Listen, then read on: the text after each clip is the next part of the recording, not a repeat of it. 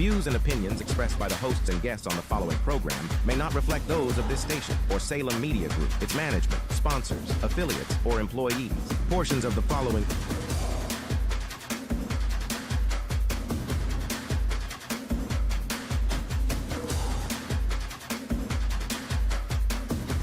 We got 2 Mondays to Christmas. How's your shopping list? Bro, Dude, yeah. Tell me put about my it. head down and got it done last night. No way. Now, I'm not going to look at my credit card statement today, but Wow. got it all done. Nice job. I got some stuff that's still hanging out there that I got to worry about. I'm the so. king of personalized gifts, Yeah. too. I love putting people's faces on things. Uh-oh. And then giving them gifts. And I go That's through good. their Facebook, like my brother's Facebook accounts, and find the funniest little pictures I can of them and then put them on a pillow or whatever. So, yeah, that's a lot of it. So, welcome back, Jeff and Bill show. We got a lot to cover today. Billy, we doing okay on this stuff? We sound live. All right, I think we're back. Are we back live? We'll see what happens. Jeff I'm going to check here in a and second. Let's go ahead and Bill hit that, and then we'll find out. I have no idea. Hey, I've got to do go we in the like- other room. All right, should we go to Blake? Yes, please. All right, now it's time for the news. Blake Olson. Blake Olson, news and comment. Hey, good morning. You're listening to Jeff and Bill. It's Monday and 35 and clear in Denver, expecting a high of 61 today. News sponsored by Pastor Camp Heating and Air Conditioning at 303-777-1234 to learn more about special savings opportunities on Lennox equipment. Our top story, we'll get to the Broncos in a minute. Famed director Rob Reiner is dead at the age of 78. Reiner and his wife Michelle were found dead inside their home in LA's Brentwood neighborhood Sunday night. The apparent victims of a stabbing, authorities have yet to confirm multiple reports that detectives are questioning one of their sons in connection with the deaths. Dude, this is nuts. Yes, it What? is. Like TMZ headline just 30 minutes ago. Throat Yeah. slit? Yeah, Throat it's slit? horrible. Horrible. I And- mean, there and I are a know lot of one of their- stories about this. One of the sons. Yeah, so. he had some significant drug problems. Yep. Man, anytime I hear Hollywood and Brentwood, Yeah. there's it's just we all go like, back to the white Ford Bronco. Yep, you got it. Absolutely. And then some other weird stuff that goes on there. Yeah, that's a horrible story. One person is dead following an 8-hour standoff with police in Greeley last night. A woman reported a man was in her home, assaulted her, and had a shotgun. She escaped. Police discovered hours later that he died from a self-inflicted gunshot wound.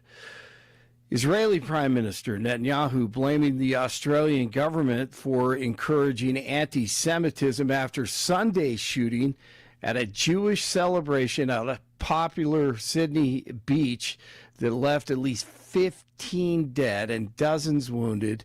Just horrific.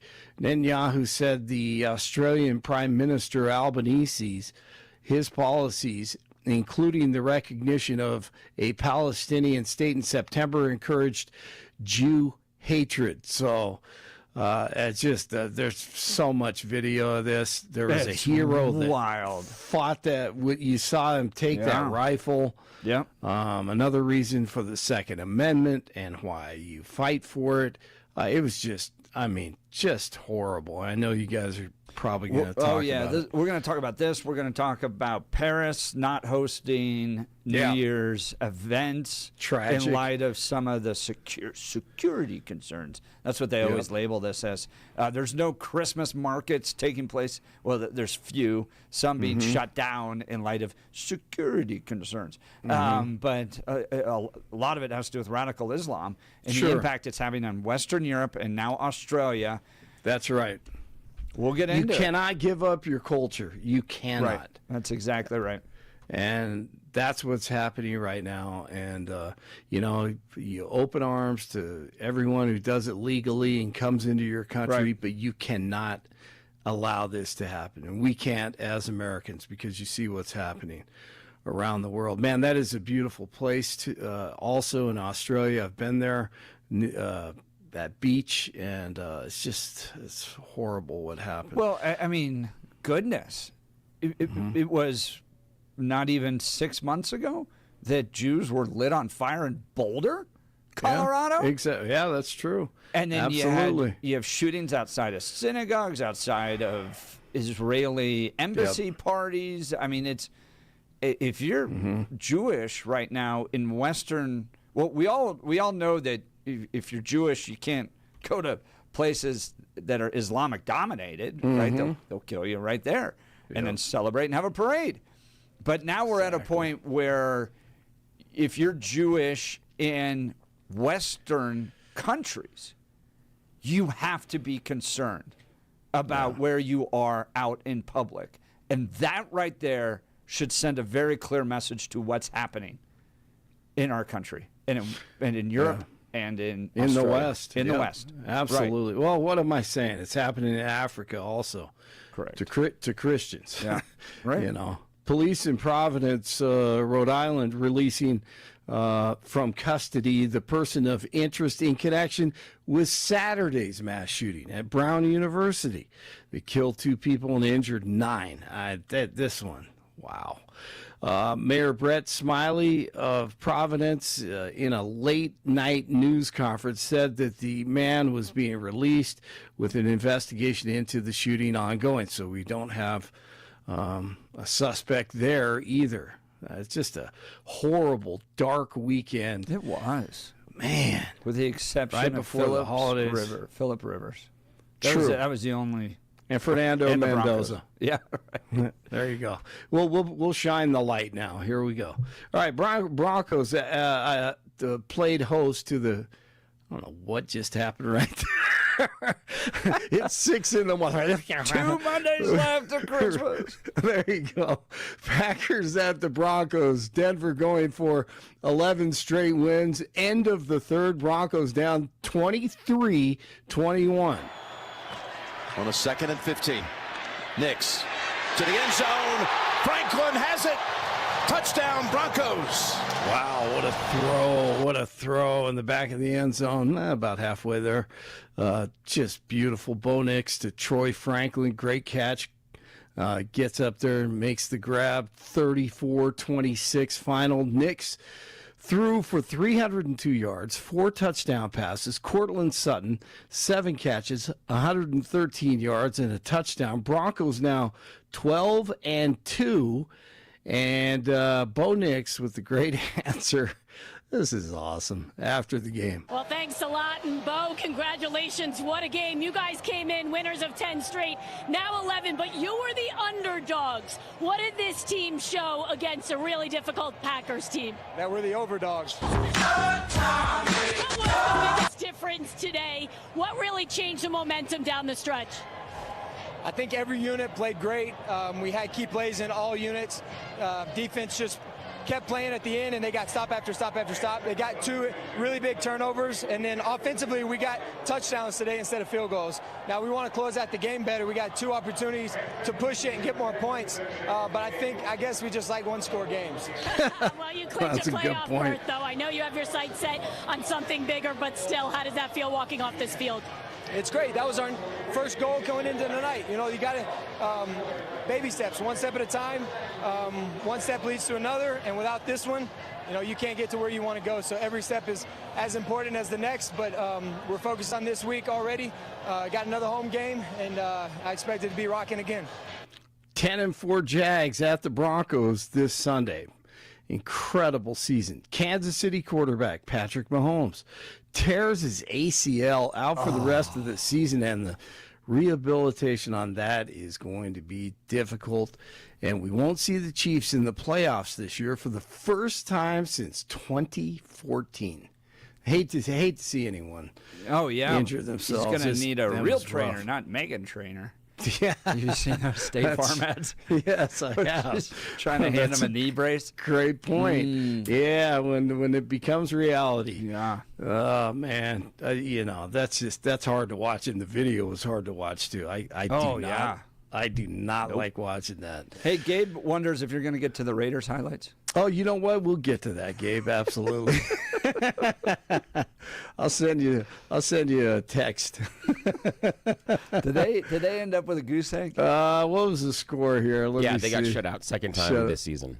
Was it a Not shutout? first, but the second time they got shut out this season. Oh man, yeah, those that's not poor good. guys, poor Raider fans. It was not good. The Eagles just whooped up on them. It was not pretty. I saw some of that. That was So they that was didn't ugly. score. No, they didn't even. There wasn't even. I feel again.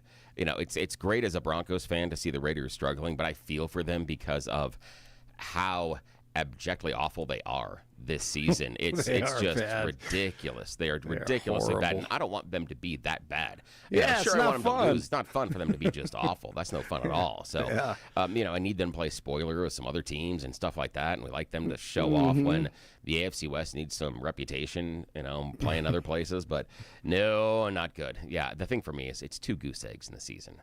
That's really that's bad. pretty I don't know bad. how you keep Pete Carroll, honestly. How do you possibly right. keep him? I know. Yeah, That's how do you possibly keep him? I think you have an owner that's dating 20-year-olds and Pete Carroll who. Let's hope he's not dating 20-year-olds. You never know with football coaches these days.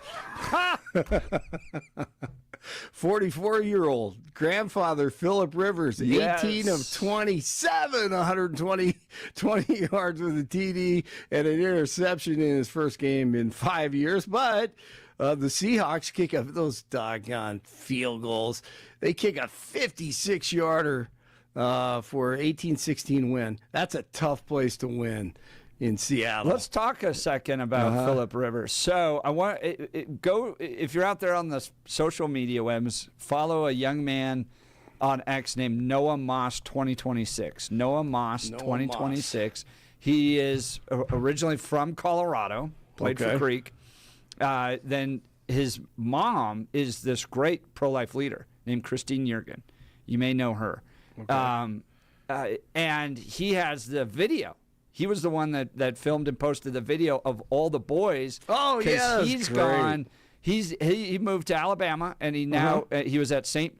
Michael Catholic High School. Right. Has now moved on and is going to be committed to playing at NC State. Oh, wow. But he's the one with the video of all of his teammates at the watch party. So if you want to see the St. Michael football team watch party erupt when Coach Rivers throws his first touchdown back. That was so cool. This thing has been picked up 2.1 million views of it. Is that Awesome. right? It's very cool. Yeah, That everybody's was retweeting awesome. it. Everybody is. But That good young was man. awesome. Mom's great pro-life leader. Go check out Noah Moss 2026 on X. On another angle, I don't think that Dion was tweeting out Shadur's highlights this weekend. Oh yeah, that's wasn't right. good. I forgot that one. That was a tough Took backstage. That was really he didn't bad. have a good game. No, he had an awful game. Again, the Browns are horrible too. Yeah, so the other they're thing is horrible. there's And the kind Bears of are an good. expectation. Yeah, the Bears are very good. In fact, the Bears overtook the Packers after their win and Packers lost yesterday, which makes next week's Bears-Packers matchup really, really fun. I mean, that's going to be an old school NFC matchup. Right. That's going to be cool. But yeah, Shadur had a really, really rough game. In fact, 3 interceptions, I believe, was in the box score, and that's tough. The one that worries me the most wasn't that I just glanced at the box score. I didn't see many highlights because, well, there weren't any. But yeah, that was the problem. The thing that worries me in the box score is it looks like he took 5 sacks. That's not good. That isn't good. Not good at this level. And Absolutely. I always go back to something that I think it's Sean Payton said. He said the one thing is that you can teach quarterbacks to do a lot of things when they come out of college into the NFL. He said, but a quarterback that takes a lot of sacks in college will take a lot of sacks in the NFL, and that's not okay. That is not a skill set. You have to break that. And he said that's the one thing he looks for. Peyton said is he doesn't look at quarterbacks that get sacked a lot, because if they're sacked a lot, it's hard to break that habit. They don't understand what to do. And that worries me. 5 sacks on Shadur and 3 interceptions, that's an awful, awful, awful stat line. Get rid of it. Gotta get rid of it. Yeah, I don't know. I'll have to see what happens there. Because I I'm not agree. sure Dylan Gabriel's that much better. So they may be, back at square one again after drafting 2 quarterbacks. This is silly. That's definitely a push there between those two. Oh, absolutely it is. Yeah, both of them. Neither one of them says I'm the starter. So what do you do? Yeah, that's a hard one. The coaching staff and the fans and everyone involved in Cleveland, they can't wait to end the season. It can't come soon enough. For me, me, it's like a symbiotic relationship, or like the idea of twins with the Browns and the Raiders right now. Both are just so bad, and you're like, sooner or later something's got to hit. You got to get it right sooner or later, just based on luck. But I don't know. Yeah, exactly, absolutely. Yeah, it's tough. Indiana quarterback Fernando Mendoza wins the Heisman over the weekend. The right guy won. Diego Pavia. He told the voters who didn't vote for him to F off. That wasn't a good idea. No, not at all. He has apologized since then. He showed up looking like a gangster with his brothers. I mean, it's just so bad, man. You talk about the PR nightmare. Yeah. Diego Pavia, and Mendoza wins it while he, continues to win the people over with a heart-wrenching speech. Just incredible. So, yeah, congratulations. That was a good win.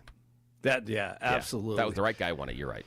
Yep. And you need to, it's funny how that sometimes it works out like that. And if you need someone to root for in the college football playoffs, I would say Mendoza would be the one. His mom has MS. So it's been pretty emotional watching that. 34 in Lone Tree, 33 in Broomfield, 35 in Denver. You are waking up with Jeff and Billy. And here they go on a Monday. Blake Olson, News Talk, 710 KNUS. Your 710 KNUS forecast this early Monday. A few passing clouds this morning. Temperatures in the mid-30s to start the day. For the rest of your Monday, plenty of sunshine. More like spring with highs around 65. Partly cloudy tonight, lows down to 35. Weather brought to you by L&L Heating and Air Conditioning. For quick, trustworthy, and dependable service, call L&L Heating and Air Conditioning at 720-851-1691. Visit them online at bestdenverhvac.com. That's bestdenverhvac.com. You'll be comfortable with L&L. I'm day weather meteorologist Patrice Sutter in the 710 KNUS Weather Center. After a shooting spree in which 15 people were killed in one of the deadliest attacks on the Jewish community in the nation's history. I mean, it's like another October 7th. They're all at a festival, like celebrating. And these two guys, a father and son, I've heard and saw reports that they were shouting Allah Akbar as they were firing into the crowd, but showed up with long guns and then just started picking off people best they could in this attack. And you combine that with Paris now canceling its New Year's Eve celebration, fearful of migrant violence, New York Post reporting out there. And it appears that Western Europe is, and the West itself, Australia, now America, the firebombing of Jews here in Colorado, that radical Islam has its sights set on Jews in the West, and it's to the point where it's dangerous to go outside. It's dangerous to get together. I mean, this was not a protest or parade, an anti-Palestinian type of event. This was people celebrating Hanukkah on the beach, and radical Islamists showing up to shoot them. Paris can't even have a New Year's Eve celebration near the Eiffel Tower because of these problems. Christmas, little gatherings, Christmas festivals in Europe are being canceled because they can't meet the new required security requirements. Has Western Europe let in too many Muslims? We're now at 15-30% in some countries. Has it just gotten too dangerous? Are they not assimilating? Is it too many? And is Western Europe on the brink of more violence as a result of Islamists? Bill, what do you think? Oh, I think there's, a little bit of a horse apiece. I don't, sit there and lay it necessarily at the feet of Islam. These are terrorists. These are people that have been radicalized and are using their religion to enact violence for a variety of reasons. It is not something that we see universally across all branches of Islam or most people that follow the religion. So this is, in my mind, a smaller subset of the larger religion. And I think obviously what happened in Australia is horrible, but they were Australian citizens. They weren't refugees that came in to cause the violence, which was kind of what you were talking about as far as Europe. And so if it's the idea that they've allowed in too many refugees and they can't assimilate, that would somewhat go against the idea that these two people that were responsible for in Australia were actually citizens and born there. So it wouldn't, the predication of the idea that it's refugees and they can't assimilate would be disproven based on this case necessarily. And they did, however, get radicalized online. And I think that there is a lot to that. And I think we see it across a number of different demographics, some of which will actually speak to a different demographic with a guest later on today, as far as individuals that are feeling that the country, the society where they're living isn't reflecting what they think should be their values, and that sometimes they reach out and they enact violence based on that. There's a number of attacks that we've had both here in the U.S. and through Europe that are based on the idea of people not assimilating, based on the attacks actually targeted towards Muslims because of who they are rather than the other. The most famous recently was the attack on, was it the church or the schoolgirls in England, where the story got out that it was a Muslim that attacked the girls, and that wasn't true. And it ended up with riots and people of the Islamic religion being beaten in that neighborhood. And the person, again, that was the attacker, wasn't Muslim. But there were people on the far right in England, and it's applicable to say they were on the far right because those were the people that were spreading the issues and saying that it was the Muslims that weren't assimilating and it was their problem and they can't be trusted in our culture. And that is what was pretty much the predicator of the violence there. So I think that we have a problem on many levels. One, with terrorism. Two, with the idea that we're dealing with a clash of certain cultures right now. And three, we're scared. And then four, we are seeing certain things in our lives slip away. And what I mean by that is certain economic things, certain socioeconomic things. And we are going to look for something or someone to blame. And that's part of it as well. So I think it's a series of layers. But yeah, this is awful. And I appreciate that there was the one guy, before I get back to you, the one gentleman who went at the father and grabbed the gun from him, because as soon as he was sneaking up behind the gunman, we saw, and hopefully you've seen the videos online, where the guy's sitting next to a tree and he's behind a trash can, and there's a guy that comes up behind him. The thing that popped into my mind, and I hope it popped into yours too, Jeff, was I immediately thought of Kendrick Castillo. I immediately thought of what Kendrick had to go through in order to stop that attack at the STEM school shooting. And I looked at that guy making the same choice, not in the same instance, not even because what we understand is that Kendrick was in front of the shooter at the time, where this guy's coming up behind him. But I looked at that type of bravery of that individual saying, I am going to stop this. You're not allowed to attack the other people that are around me. And that, to me, was what I spent a lot of time focusing on and thinking about, is that individual there as far as what that took them to do. Because, again, of the brave young man that we've had his parents on here many, many, many times. And that's where I went the first time when I was looking at that, is there's another person that is a hero. But yeah, go ahead. Yeah. Well, I do want to make sure the record's clear on this. While the son was born in Australia, the father wasn't. The father immigrated. Oh, I didn't see that. Okay. And had come in on a student visa in 1998. Look, I think there's a lot of things that are connected here, and it's around the notion of radical Islam, and I think it's a direct threat to Western civilization, and I think it needs to be taken very, very seriously. I posted the video that I got when I marched with the Palestinians at the DNC and covered that.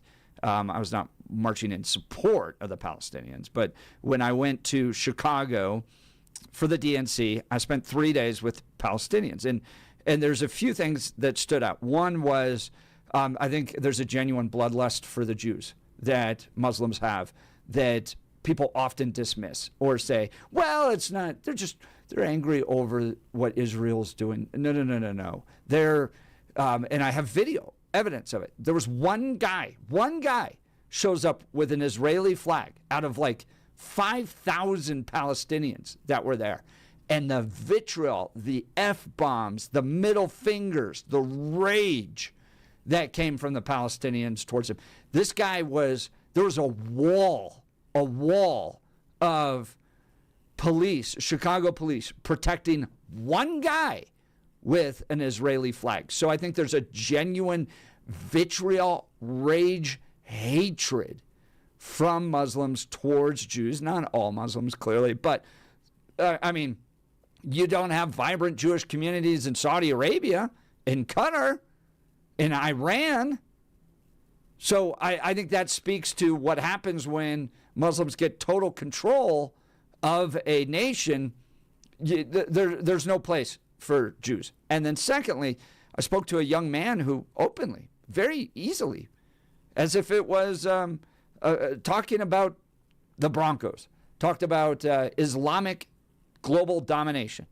And that, yes, the battle is with Israel now, but eventually it'll go through Africa, Asia, and all of Western civilization. That they want global Islamic domination. And when you ask them, what does life look like for Christians and Jews, they openly say, you will be second-class citizens in these countries once they have total domination. I'm not making this stuff up. I have video evidence. I spent 3 days talking with these people. This is the way they think about the world. This is what they seek to advance. And when I look at the reality of what it must be like to be a Jew right now, like, yeah, Islamists want total global domination, but right now the tip of the spear is the Jews. And whether you're at a small Jewish gathering in Boulder where you're lit on fire in our own state, or you're attending a Hanukkah celebration in Australia where you're shot down with guys with long guns in a country, by the way, that already has strict gun laws, to now Paris, France, not willing to have a New Year's celebration because of some of the migrant crime issues they're dealing with. This is a very serious threat to Western civilization. They openly talk about global dominance at this point and making people who don't share their values second-class citizens. So I think it's a threat that needs to be taken far more seriously. And the evaluation of who you're letting into these countries when they come from predominantly Muslim countries needs to be tougher, higher, if for anything, to protect the lives of our Jewish citizens. All right. Where am I wrong? Join the conversation. Want to hear directly from you? 303-696-1971. Text us on the Dan Capitalist Law text line at 720-819-5115. 720-819-5115.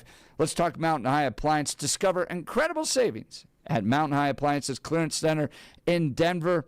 Their clearance center offers a huge selection of ranges, refrigerators, washers, dryers, and more. Save up to 60% on open box, scratch, and dent display models and overstocked appliances from Bosch, Thermador, KitchenAid, and many more. When you're looking for great deals on appliances, think Mountain High Appliance Clearance Center for the best prices and selection. Here's their address, 601 East 64th Avenue in Denver, 601 East 64th Avenue in Denver. You know, these battles between the West and Islam have been happening now for nearly 2,000 years. Did we get to a moment where we just kind of put our heads in the sand and said, well, we've moved on. We're enlightened. People can assimilate and embrace Western culture? Or have we just need to come to reality, terms with reality, that this is a battle that's been going on for 2,000 years, is going to continue? Or could we move past it and there actually be a way to live peacefully without blowing each other up? Give us a call. Join the conversation. We're talking Australia. We're talking Paris. We're talking radical Islam. We're talking Western civilization. 303-696-1971. Text us at 720-819-5115. You're listening to The Jeff and Bill Show. This is Denver's Talk Leader, News Talk 710, KNUS.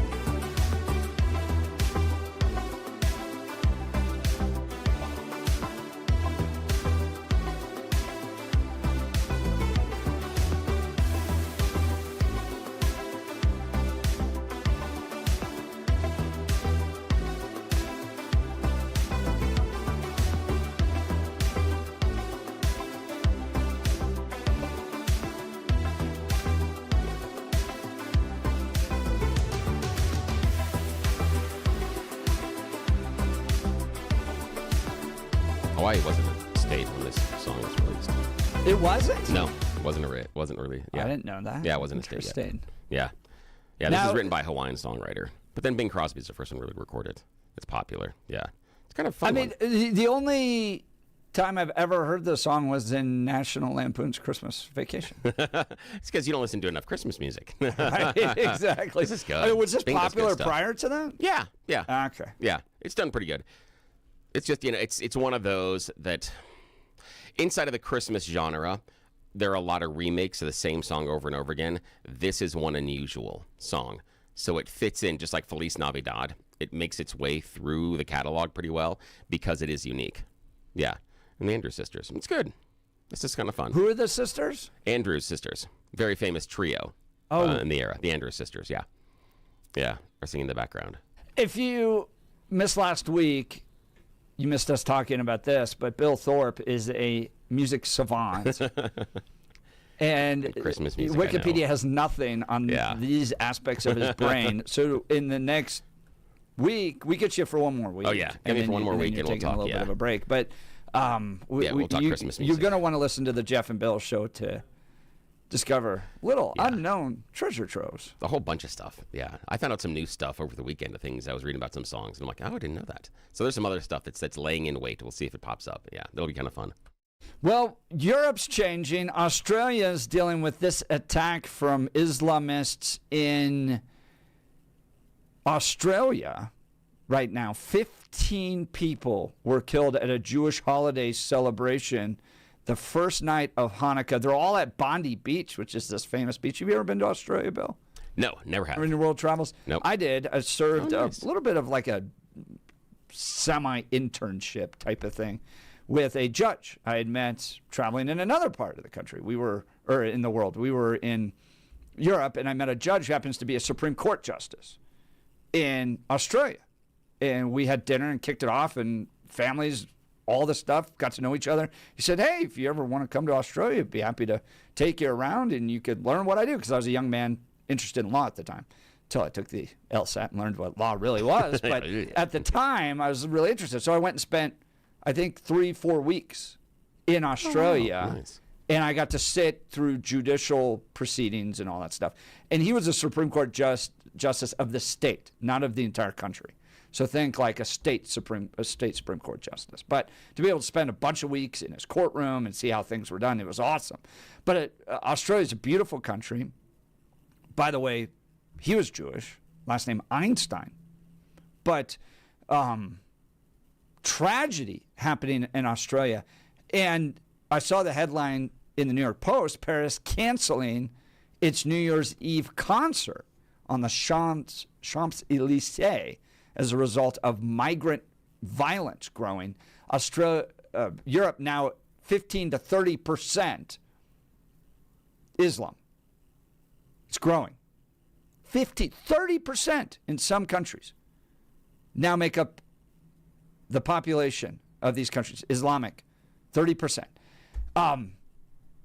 Is it changing Western Europe? Is it changing Western civilization? Are the threats and attacks against Jews growing? Is the anti-Semitism growing in part because the population of Muslims is getting too big? I think it is. I think 15 to 30% is too high. I think if you want to allow Muslims into Western civilization, it needs to be capped at roughly around 5%. I think it gets too high. You end up with significant changes happening to these communities. Threats to Jews in particular starts to grow.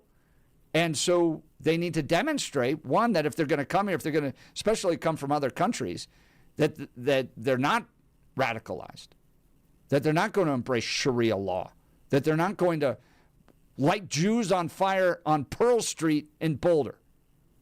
That has to be crystal clear. That is not tolerated in our countries. You're not going to go to Australia and shoot up a bunch of Jews trying to celebrate Hanukkah. That's unacceptable. But from my perspective, it seems like there's too many, particularly coming in to Western Europe, that's dramatically changing those countries to the point now they're not even willing to go outside and celebrate New Year's Eve. Bill, your thoughts? Yeah, the thing is, I understand some of the idea, but we've heard over the course of history all sorts of basically just fill in your ethnic group here, can't assimilate. It even was said about the Jewish citizens prior to World War II that we had to control immigration of Jewish people because they weren't acceptable to the U.S. culture and they wouldn't assimilate into our country. We said that about Jewish immigrants that were trying to escape the Holocaust. So this is somewhat something that happens over the course of history. And for me, it has a heck of a lot more to do about that smaller subset of the terrorists that are using the religion as their justification. But then again, there were portions of, my Irish forefathers that used their religion as a justification to lay bombs to make political points in Northern Ireland. So this does happen. And I also thought it was interesting, the guy that is the hero inside of Australia that stopped the shooting is a Muslim immigrant from Syria. So he's a guy that was an immigrant into the country that is Muslim and came from Syria. Yet he's the one that ran over to stop the other Muslim that was shooting. So that's why I hesitate to draw with a broad brush and say it is this religion or it is this ethnicity.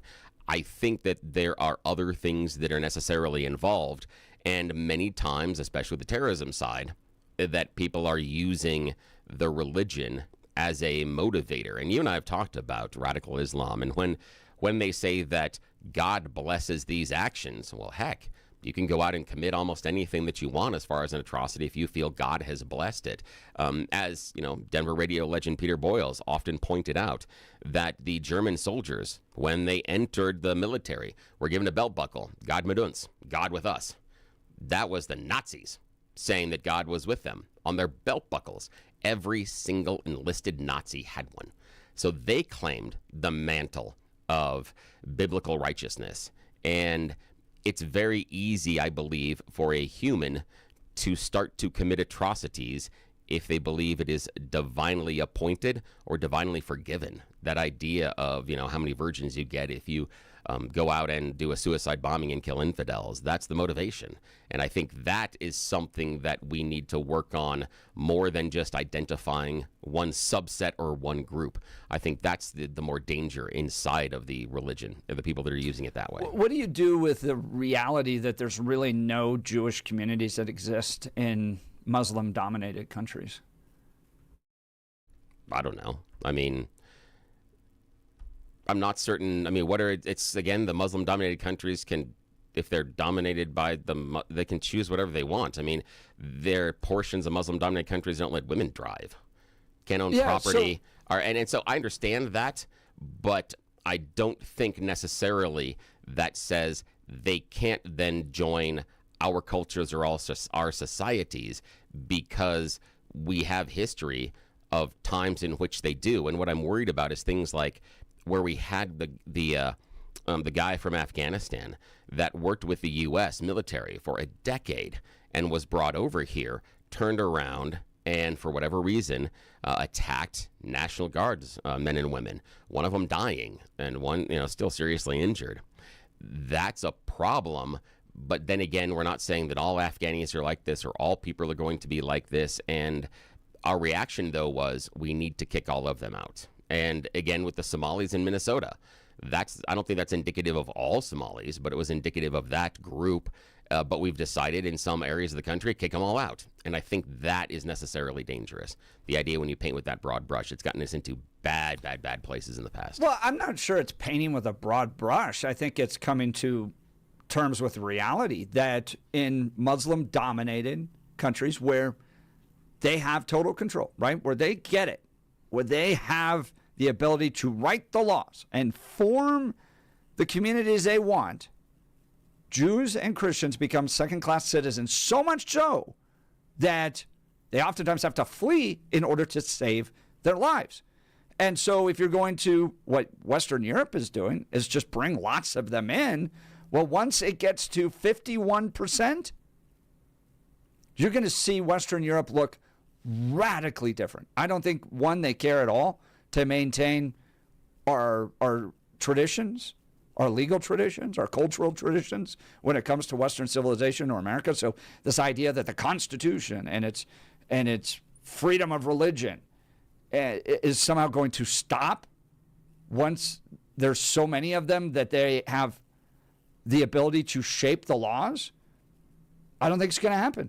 I think you will see the collapse of Western civilization and of Jewish and Christian communities as they openly say want to treat them as second-class citizens.